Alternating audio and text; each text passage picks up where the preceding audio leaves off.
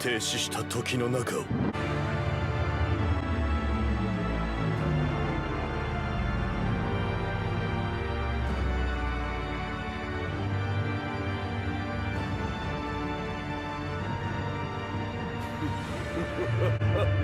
のプッチを押し上げてくれたのはお前らだ。天に増します衆よ、私を導いてください。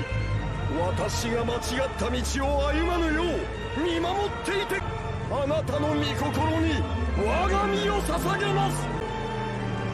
感じたぞ。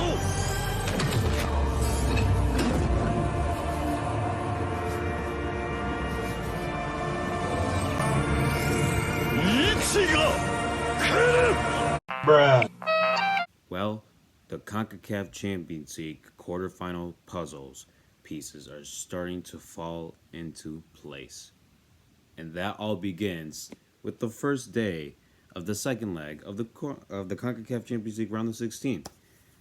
You know, what I don't like about CONCACAF Champions League is that it's too short, in my opinion. You know what? Just make the best out of it. And that's what I'm trying to do. Because our first game was Austin against Violette. Austin were pretty much in the mud. They got hammered. They got beaten by a team that doesn't even have a badge on Google. Violette, man, I gotta give them some respect. Now, in the 25th minute, DeRussi scores, but it went to VAR, and it was called off as Finley, the one who started and assisted to DeRussi, had a handball. Now, I don't really know. Okay, it looks like it hits both under the shirt and in the middle of the shirt, just in the middle right there. So I don't know. I really don't know, but it also kind of does look like it hits under his shirt. So I think it was a handball in my opinion. But that 25% that says yeah, there was also a 75% that says that it wasn't. I don't know. That 75% is I don't know. But like I said, man, this whole game, Austin was just going after this game. And I mean, like I said in the first video, this was going to be a dust storm that Violette were going to have to go through. And I mean, Austin just kept coming. In the 48th minute, Jesse Zardes, he gets his own goal. And I mean, I haven't heard much from Jesse Zardes in this game, to be honest. So I guess that was a good way to showcase himself in this game. But even though he did score, it was called offside. But finally, in the 51st minute, DeRussi, he finally gets his first goal of the game and the whole tournament. Austin are finally on the leaderboard. DeRussi, he gets a beautiful volley, and it's a wonderful ball from Ragone. And just the finishing to the end, to the beginning of that whole goal was just beautiful. In the 63rd minute, DeRussi scores again, and Desus does save the ball, but unfortunately, I think the heebie-jeebies got into him. Heebie-jeebies, guys, look at this, guys. Look at me using these extra vocabulary words, especially heebie-jeebies, which was probably last time said from a 70-year-old man. And Desus, he had an amazing game, but the man had to do better. And after that, it was just a lot of chances, and Austin FC, they just couldn't put it in the back of the net, and it ends 2-0. And Violette, yes, from my own mouth, Violette survived the dust storm of Austin, and they actually move on to the quarterfinals. Now, to Austin FC. All right, we had our laughs. I had my laugh, especially them faces down. They're out of the CONCACAF Champions League already, and this is their debut to a Haitian team, may I remind you. This team had so much dominance over Violette. It's just not even funny. It wasn't even close. I'm pretty sure they had like 26 shots, while Violette had like 3 or 4. It was just somewhere in the single digits. It was just embarrassing. I think my problem is that the thing that's been haunting Austin, especially in the beginning of the season, is that they just can't finish. I mean, DeRussi's just carrying him so hard. I mean, the man's probably going to get scoliosis by the next game. And listen, Josh Wolf, I get it. You love your son, but the man, I guess he has his bangers, but I mean, I think he was kind of just a bit naive in this game. The man didn't really pass. He kind of just took it for himself, to be honest. I get it. He had the acrobatics somewhere in the game, and it was cool and all, but you're just wasting time if you're just taking it for yourself and just thinking you're going to put it in the back of the net while you're like 30 yards away. So, yeah, it's bad on Austin. And listen, I appreciate Violette's story, but to be honest, in the quarterfinals, I don't see them moving on. I mean, this is they're probably gonna go against Club Leon, and they probably know the consequences of when you put a C team. I mean, literally, Austin could have avoided this if they just brought DeRusi in, Haiti or no, in the Dominican Republic, and they should have just like have him a substitution in the last 30 minutes. But nope, they just didn't bring him at all. Like I said, it was ignorance that dominated Austin FC's team in that first leg, and that hole was just way too deep for them. But like I said, Club Leon, they're not gonna make the mistake, or maybe Tauro, depending. But I'm definitely for sure it's gonna be Club Leon. They're definitely not gonna make the same mistake as Austin. They know the consequences, so obviously, for me, in my opinion, this is probably going to be a thrashing. I love Violette. I appreciate, I'm inspired from their story and this whole matchup of the round 16. But come on, man. Like, when Austin had their full team, it was just so dominant. And then you imagine Club Leon, it's just going to be a bloodbath. Anyways, now we head over to our next game after that long discussion of Austin's game. And we head over to Philadelphia Union against the Alianza team from El Salvador. Now, I took the gamble, and I guess it kind of paid off. I wanted to watch the Philadelphia Union, but instead I chose the Austin FC game to see that explosive dynamic attack. And you know what? It kind of paid off, but it was also kind of just hurting me on the inside. Just watching them get to that final third and then just fail. Bees are a very organized, socially hierarchical. Head over to the Philadelphia Union game. It was pretty dominant from these group of individuals from Philadelphia. Now, it was pretty dominant from the Union, but I think the best player and the one that was probably saving Alianza from going down like 14 goals in the first half was Mario Gonzalez. I mean, Super Mario was just making all those saves, and Gazdag, I mean, he scored in 21st minute, but it was called offside. Gazdag, he also scored again later in the 47th minute, but that was also called offside. Gazdag, he had way too many goals just being called offside.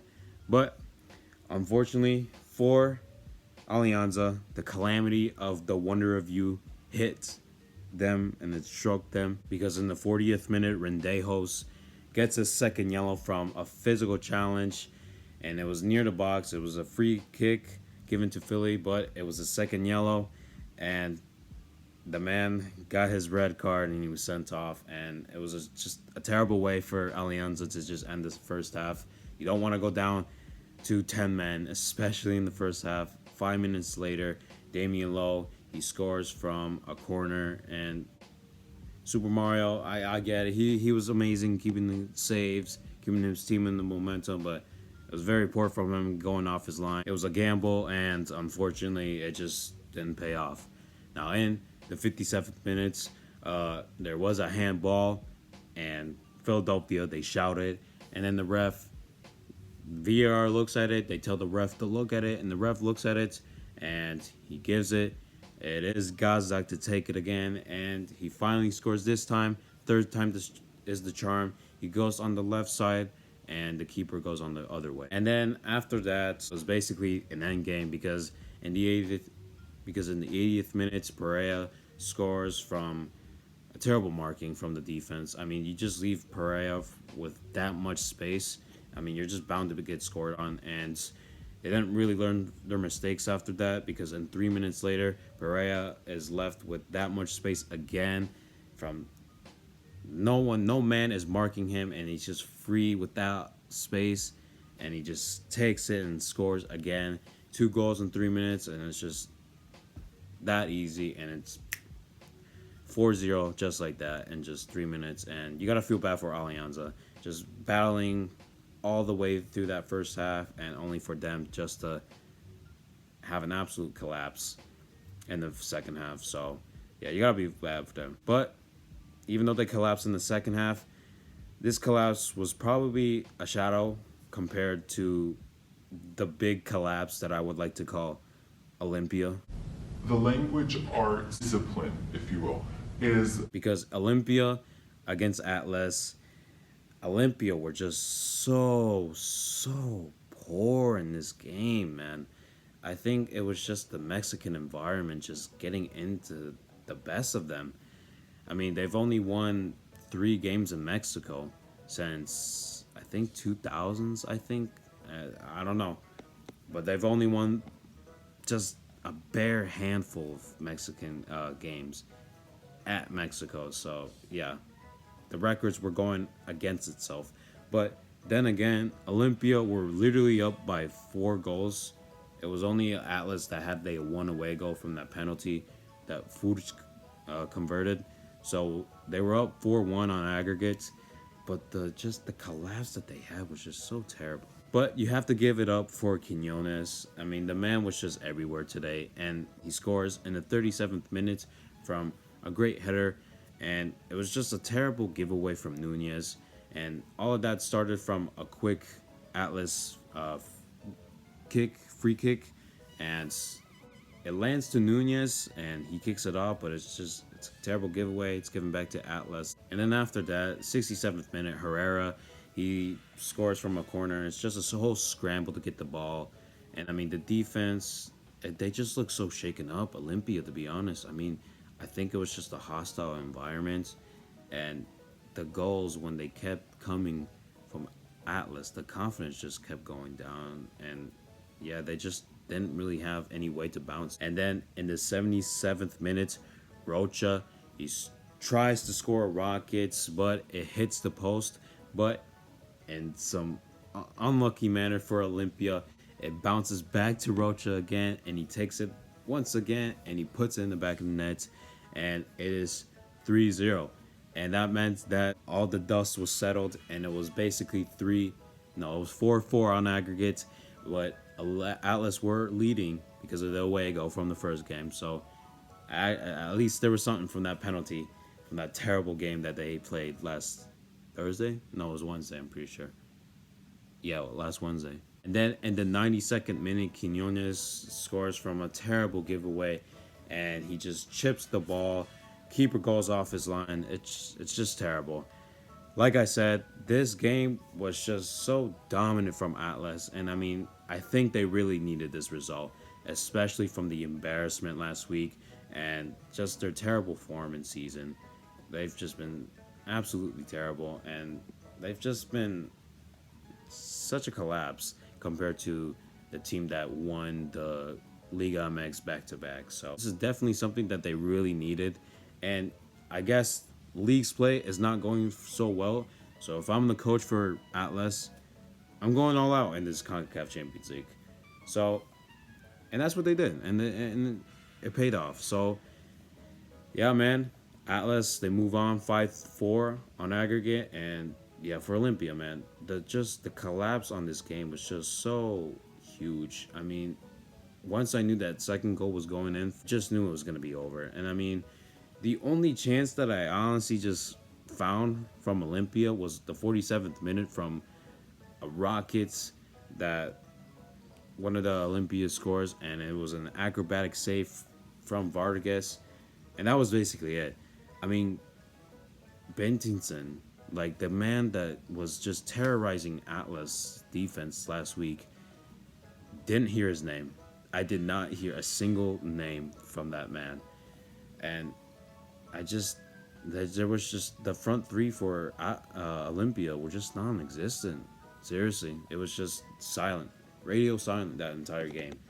So, I mean, big up on the defense for Atlas. I mean, this game was a wake-up call for them and basically the whole press in Mexico, because like I said, they've been struggling. So, definitely take the positives from it for Atlas, and hopefully this is something that they can turn around. And yeah, should be interesting. Philadelphia against Atlas. So, yeah, that's basically it for tonight. A lot of scores, a lot of collapses. The power calamity is just too strong. Guys, this is the theme for today's episode. It's calamity. Last week was, I don't know, making fun of Austin. I mean, it still does for this episode. But, hey, man, the power calamity is just too strong. It's just too strong. So you gotta feel bad for Austin, but at the same time, I really don't. Tomorrow, for sure, is probably the most interesting day out of this whole week. So take it away, Jason, you lucky boy. Thank you, Jason. Now let's get over to the second part of part 3 of the second leg of the round of 16. Now, this Jason, it's so important today because look at this, it's all wrinkly and yeah, you know what? We'll move on. Vancouver Whitecaps against Real España. Now in the 66th minute, Brian White scores a brilliant goal at the end of the box. Curvy ball, just a brilliant, chef's kiss of a ball.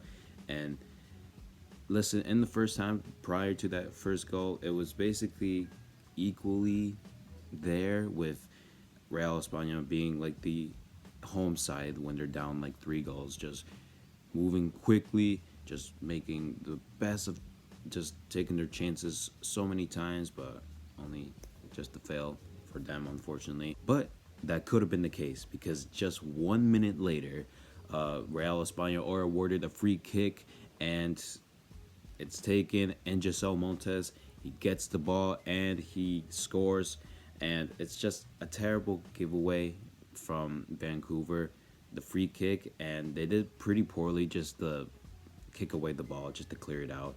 So they had to do better on that. And then 8 minutes later, Ramiro Roca scores from a high looping corner, and it's a great goal.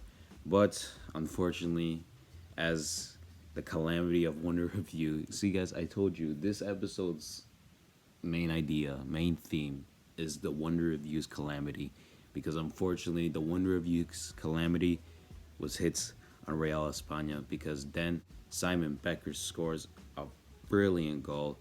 And I kind of don't want to say it's a brilliant goal, to be honest. I think it's just terrible defense from Real España. I mean, the defense was just like pedestrian level, just full on, just staring there, doing little to nothing to stop Simon Becker, and he just starts sizzling the NPC level type of defending. And I mean, Lopez, the goalkeeper, he can only do so much from being a goalkeeper, and I mean, I think he's got to do better on that save as well. But then again, his defense just let him down that goal, and yeah, it was back to 2-2, and yeah, it was surely a goal that just really just ruined their confidence, Real España. But after that terrible defense and Simon Becker gliding through that defense, 86 minutes, Montes scores again from a powerful header in the corner,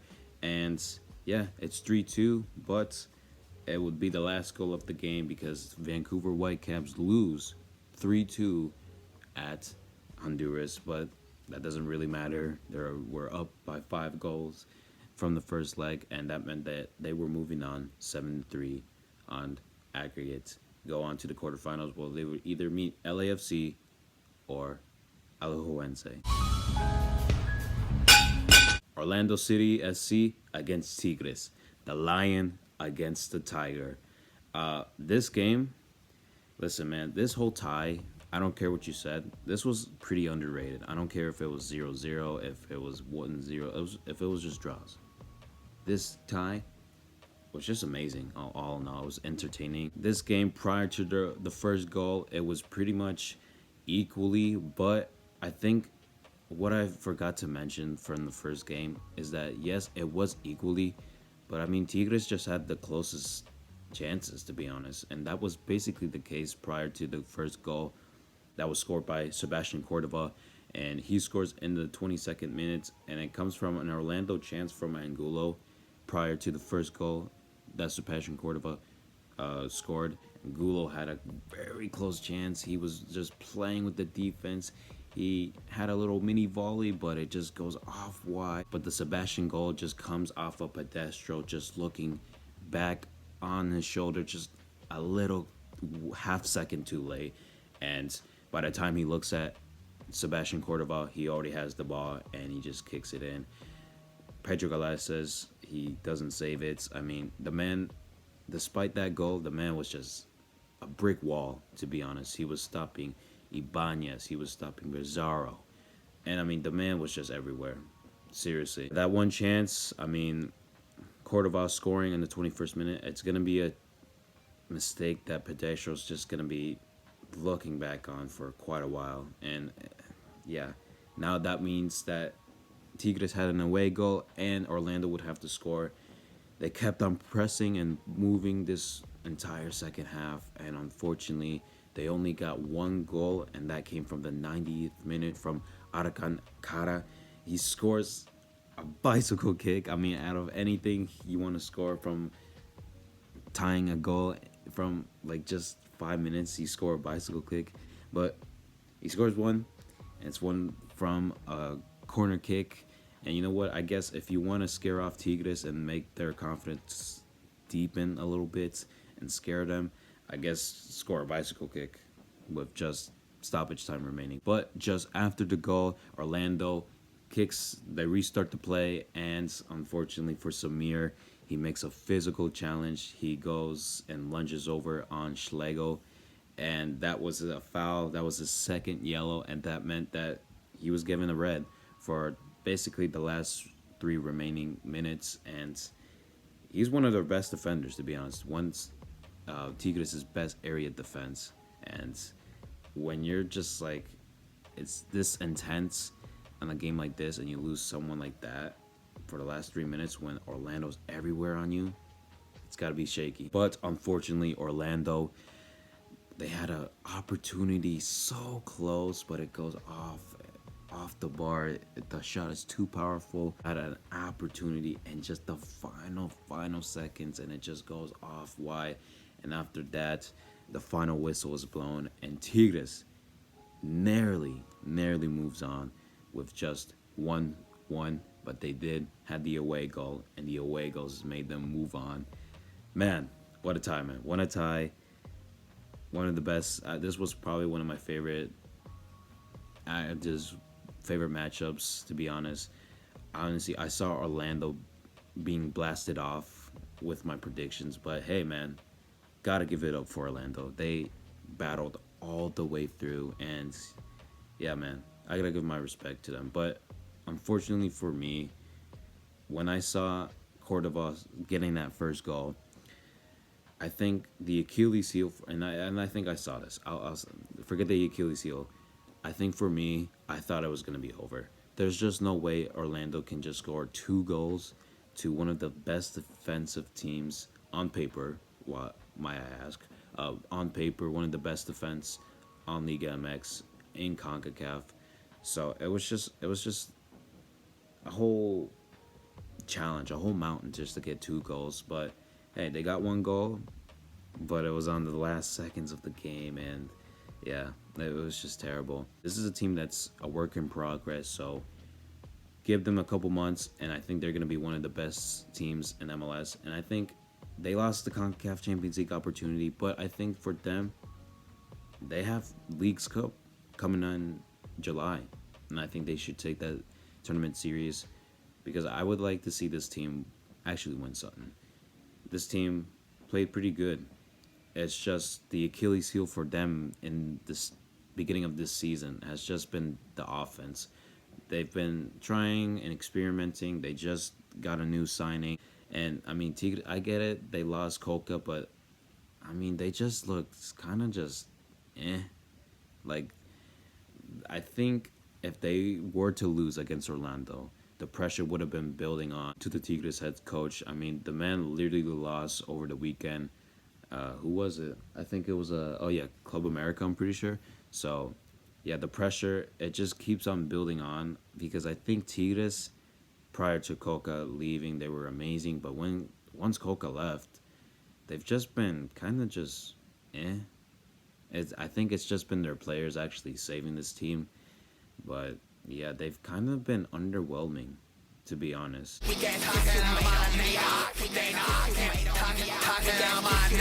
Finally, to end off the second match day of the second leg of the round of 16, we had LAFC against Alajuelense, and yeah, I mean, we were up by 3 goals, so obviously the squad was heavily rotated. Like I said in the LAFC Road to Glory episode, Buanga probably wasn't going to start because I think he started in the Revolution game, so I said that Buanga wasn't probably going to start, Vela starting, and that's what basically happens. Aaron Long, I mean, Jesus Muriel wasn't starting, but Aaron Long was pretty good. I mean, he had a chance that just hit the bar from a header from his, and it was kind of just that night for LAFC. I'll get to there in a moment, but very scary moments in this game because in the 8th minutes, Alajuelense got a very early chance from a penalty. Unfortunately for Chiellini, it's a handball. You don't want to give up a handball in just the early minutes of the game, and that's what exactly happens. Chiellini looks like he hits the ball just like that, or it might have been lower. I don't know. For the handball, it touches the ball. It touches the ball, but is it in a natural position? I think that's what. It's a question that always comes in my mind, and it just confuses me so much because you never know what's natural now these days. You never know what's in a natural position or not. But I guess for CONCACAF, it touches the ball and it's a penalty. And if it's like that, yeah, I guess it's a penalty because it did touch the ball. But I don't know. I don't know if I agree with it or disagree, but I do agree that it touched the ball. I just don't agree that it's a penalty. I don't know. I just don't like it. Maybe it's just the LAFC heart kicking in now. But like I said, it's just a terrible way to give away the penalty. And Gonzalez, he just scores off the top right of the corner. No keeper saving that. I mean, McCarthy, yeah, he goes the other way, but no keeper in the world is stopping that brilliant penalty from Gonzalez. But like I said, this night was basically just a bomb just ticking for LAFC. They had so much opportunities from Vela, and half of them were just opportunities that were missed. They went over the box, and they just went over the bar. And the other half was just Morella just saving with his left leg, with anything. He was throwing his whole body, just keeping this team into the confidence, waking the team up, and just keeping the team in the momentum. Those feelings were still kept going in the second half as in the 52nd minute, Aaron Suarez, he takes the ball for himself at the end of the box, and McCarthy, he does save it, but it slips away and is given back to Aaron Suarez, and he makes a tap in. It's a terrible goal to give away. McCarthy, he's been great all season, to be honest, and that mistake, it was very poor from him. This is probably one of the first I've seen from him this season. I know LAFC being up in the wall, but they're still fighting back. But once that first team started coming in, Murillo, Buanga, stories started to change. I mean, it looks like we were just going to score, and that's what exactly happened in the 83rd minute. Vela, he scores a brilliant, crispy, good, cold, chef's kiss of a goal. Kind of chips over the ball, and it was from Cifuentes' goal. It was a great goal. Celebrates with his family, and I would too, because I mean that pressure that LAFC were just dealing with just totally was gone. And yeah, that meant that Alajuelense would have to score 2 goals in just less than 20 minutes. And yeah, that was basically the final goal. LAFC, they lose at home, I think for the first time. Yeah, for the first time against Alajuelense, 1-2. But they do move on to the quarterfinals as they will go up against Vancouver. And yeah, in the quarterfinals, and we move on, 4-2. That was basically it of the second day of the second leg of the round of 16. So guys, I'm gonna give it over to ItzJason, as he only has 2 games, but he does have predictions for the quarterfinals and see who will move on. It's your boys Jason. We'll cover match day 3 and see what we have for results. Match day 3, Jason. Human consumption of honey dates back millennia, and Match day 2, Jason. We kick things off against a round of 16 tie of Club Leon and Tauro. This game was basically just a steamroll for Club Leon. 26th minute, Brian Rubio scores an easy tap mid, and I mean, it looked like it was gonna be offside. Defense on that was just terrible, slow, slugged, rugged. I mean, that basically summed up the whole night for Tauro. Rodolfo Cota just didn't even have a single save that he probably had to make. I swear to God, I think Rodolfo Cota had more like chances to pick up the ball from the passes of his teammates more than Tauro actually like creating a chance and being a threat, because I didn't see any of that tonight. Tauro was just basically very, very poor today, offensively and defensively. It was basically 90 minutes straight of just Leon just going after Tauro and haunting them in their own stadium. In the second minute of stoppage time in the first half, Elias Hernandez scores. I mean, the way the second goal started as well, it was just a giveaway from... I mean, it was just a terrible giveaway. I think they just didn't have any fun in this game. It was just 90 minutes of them being so dreadful. I mean, it was just kind of hard to watch when they had the ball. It was just, at max, 3 passes at least. And, yeah. But Club Leon will only manage to get a 2-goal game. And it ends just like that, 2-0. And Club Leon move on to the quarterfinals to face off Violette. And it is a 3-0 victory on them. We'll get to the predictions later, but we do have one more last game to talk about, and that was a big one. Bruh. It was Pachuca against Motagua. Pachuca coming back to their own stadium after kind of just a vague, dreadful, hard to swallow pill of a draw that they only managed to get at Honduras. Motagua coming into this, they had big hearts, but unfortunately this game was basically just 70 minutes of them just dominating and growing into the game. But I will say, in the first 7 minutes, I will say, Motagua were kind of right there. They were making a bit of a little scare for Pachuca, but other than that, it was just pretty dominant. But the MVP might have not been the person who scored. It might have not been the goalkeepers saving it, but I think it was the power of luck, the power of calamity, just striking on Pachuca. Because Pachuca had so much chances that you just couldn't put it in the back of the net, and it was just very, very heartbreaking because it just looked like it would bite off, and that's exactly what it did, to be honest. But despite the calamity and Pachuca just having so much chances, but them just being so poor at finishing, 73rd minute, Elian Hernandez finally gets the breakthrough. He scores a brilliant first-class just header from another great ball that they created. I mean, the free kicks that Pachuca was making, I mean, they have Luis Chavez. I mean, that alone speaks for itself. But I think the Achilles heel for Pachuca was substituting Hurtado into this game. Young player and pretty inexperienced, and you kind of saw it with this game. Very, very poor tonight. And this is a night, especially in a game like this, where you just don't want to be poor.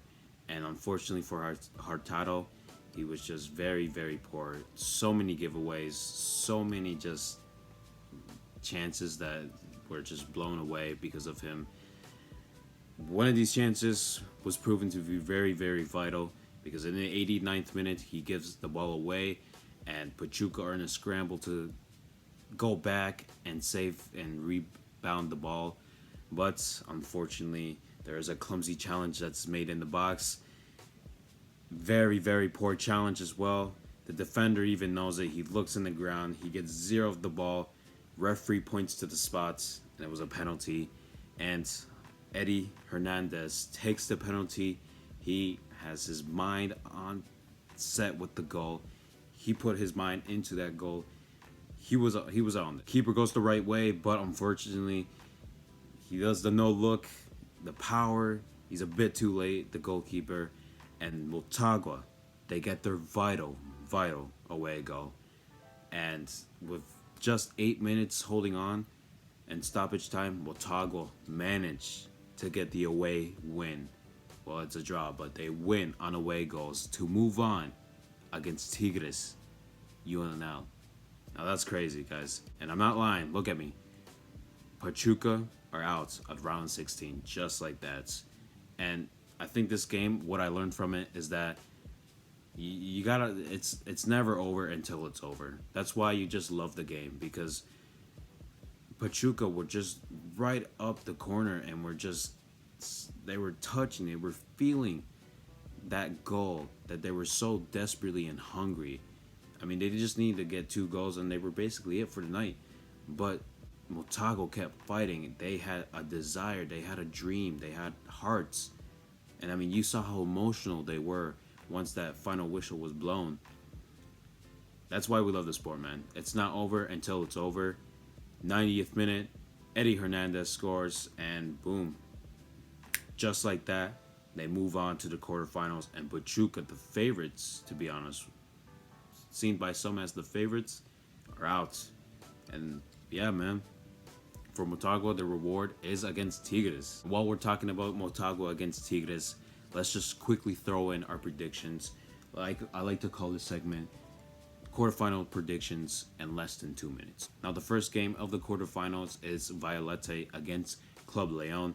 The Violettes, I have a lot of hopes for them, but seeing how Austin had their first team and them basically just dominating and just all over the place with Violette, I don't know, man. I just don't know if Club Leon are just gonna be that. I don't want to be rude to Austin, but I'll be rude because this is Austin. I don't really care, but they're gonna have Club Leon have better quality. So with that case, I think I see Club Leon moving on. I just don't see Violettes. Everything's going against them, but that's what I saw with Austin, and they moved on for some reason. Just one little thing, and they moved on. So I could see them, but I also don't. I really don't. I see Club Leon moving on. And then we have Tigres against Motagua, just like I was talking about earlier. Tigres, man, they've kind of just been vague, kind of just boring. They've kind of been very boring, very poor, to be honest. They lost to Club America last week, and I mean, they were barely just moving on from an Orlando side that wasn't really good offensively. Motagua is kind of the same. They aren't really offensively explosive, but could they move on? Is that the big question? I just don't know if they can just settle the dust in Estadio Universitario. I mean, they did it at the Estadio Hidalgo, so if they can just do it in Universitario, then I think they got it under the bag. They just need to score. That's just the only problem that Motagua has. Now, with my overall prediction, you know what? I'm gonna just say it. Motagua is gonna move on. I just don't see Tigres. They've just been so predictable, to be honest. I don't know. This new intern coach, I think he needs more time, but I know there is 3 weeks, so maybe. But I don't know. I see Motagua. This is a team that has their hearts out, unlike Violette's, where they were kind of just only through because Austin was just very naive. And then we get to LAFC against Vancouver Whitecaps. Now, for me, I'm not being biased, but I'm just being straight with you. I think LAFC are going to move on. Vancouver, I get they're brilliant, especially at home. But I think when we're going to Vancouver, we're gonna put our first team, and I think it should be a breeze. I mean, Ryan Hollingshead is just a man that is a problem. What we've seen in the past, LAFC do win at home, but they kind of do struggle when they're going to Vancouver. You saw it last season when it took like a last-minute heartbreak from LAFC to just go down and lose to Vancouver. So despite that, I'm still going with LAFC. So Yeah. And then finally, we have Atlas against the Philadelphia Union. Atlas making the remontada, the big comeback against Olimpia. And then we have the Philadelphia Union, where they're all right. I think they're just still in that early season form. They just need a little bit more time, which they'll have 3 more weeks. So maybe they'll be a little bit better than they are right now. I don't know. I think it's going to be a close one, but I don't know, man. I think I see Philadelphia moving on. I think I do. Atlas, they're kind of poor. And I think Philadelphia will have the second leg. Maybe. But if they do, it'll give them the edge. So to maybe fight back of their problems that they suffered in the first leg if they do play in Mexico. They just don't want to make the same mistake as they were in Mexico last time. That we're just being explosive at first, and then we're just sitting back against Club America in the semifinals. So that's my quick predictions that were probably not even less than 2 minutes, but it was close. It was close. So that's basically it for this video. Guys, leave a like, subscribe if you guys enjoyed this video, because I surely did. It's a long one because I do like talking a lot. It's just a CONCACAF Champions. If I had like a podcast that everyone would watch, I'd be talking about CONCACAF Champions League all the time. It's just the competition that I enjoy very much. So anyways, guys, I hope you guys have a good night. Enjoy your night. Enjoy the party. Whether your team lost, which you probably be crying, not partying. But if your team won, start partying, you know? Just have a good night. Until we come back in 3 weeks, where I'll probably be dead. Because next week I'm doing state testing, state assessments. And that doesn't sound very fun. I'm almost there, guys. I'm almost getting out of high school. It's kind of sad, but right now, I'm worried because of the test. So yeah, like and subscribe, or else you'll end up like me. You guys have a good night.